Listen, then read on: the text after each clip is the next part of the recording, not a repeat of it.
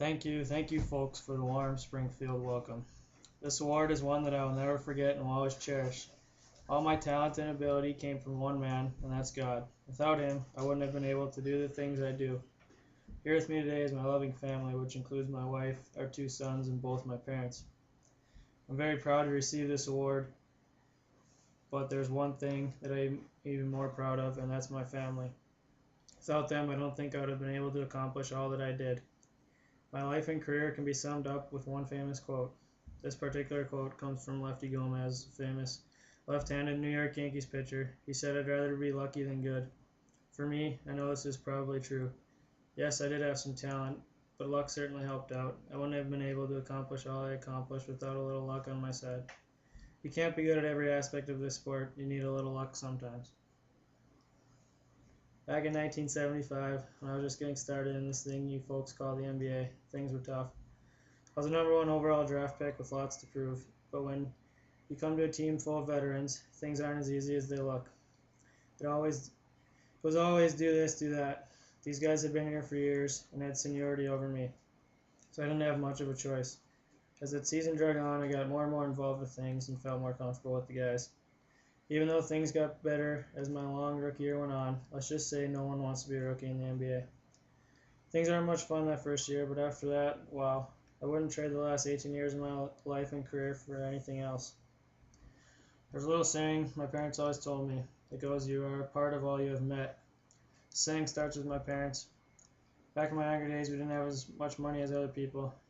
Because I loved basketball so much, my parents did all they could to help me fulfill my dreams of being a professional player. I'm also part of the people I work with. I'd never be standing here today if it wasn't for my coaches and trainers. When you're young, no one really likes or appreciates coaches, but the older you get, you realize they might actually know what they're talking about. By the time you hit college, you're fully convinced they know what is going on. As far as my trainers go, without them, I'd be a runt.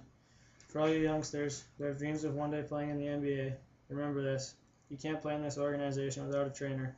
No matter how big you are and how tough you think you are, you'll get knocked around and it will hurt. There's another little saying my parents told me. It's real similar to the first one. It goes, "You are part of the people out there who listen to you and watch you." The fans that came out and watched me night in and night out were amazing. They gave me so much warmth and affection, which made my career so much better. I know this award is being given to me for my achievements on the basketball court, but let me say this: I've given a lot less to basketball than it's given to me.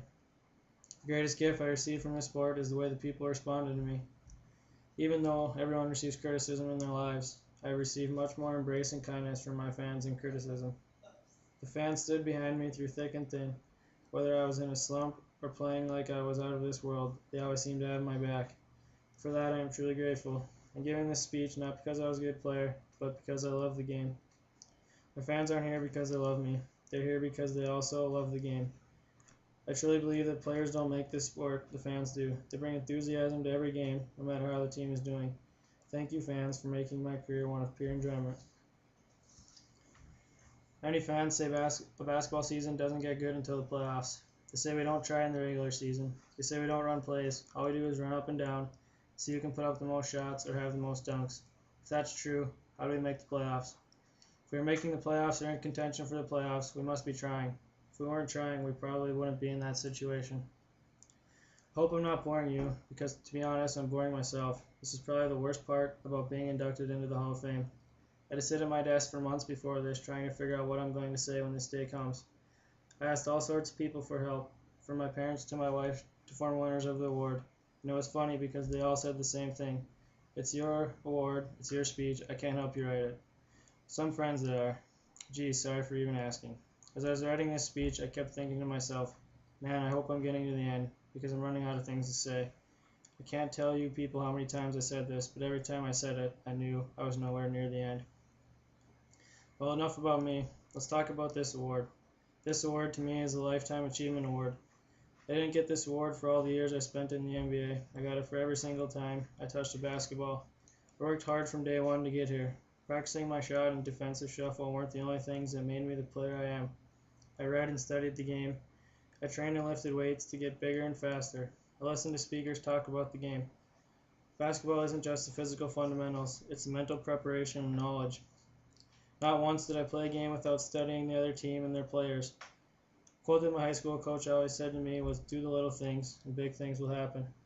Since the day I heard that, I based my career on it. I did all the necessary little things, things that go unnoticed, to make it to where I am today, standing for all you people, giving a speech, and accepting basketball's greatest award. What is basketball? Basketball is the president throwing up the first ball of the season, and a little boy shooting around in his backyard. It's a young fan waving a sign in the crowd. That's basketball.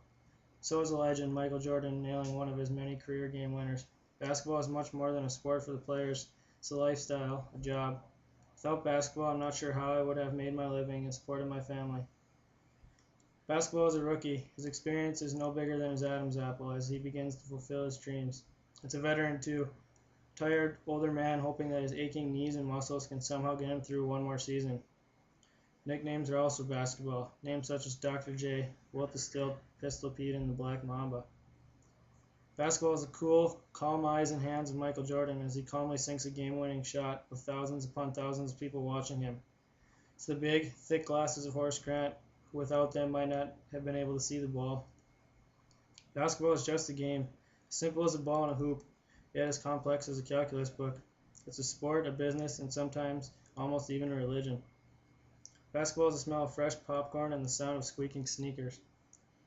Basketball is a short, skinny kid from North Dakota growing up to be an NBA player and praising the Lord and everyone around him for showing him the way to Springfield. Basketball is a game, and a simple one at that. I consider myself to be one of the luckiest people to ever set foot on this earth. Not everyone will be given this opportunity. I took what life gave me and ran with it, and this is where it led me. I may be leaving this sport as a player, but the sport of basketball will never leave me. Thank you, and God bless.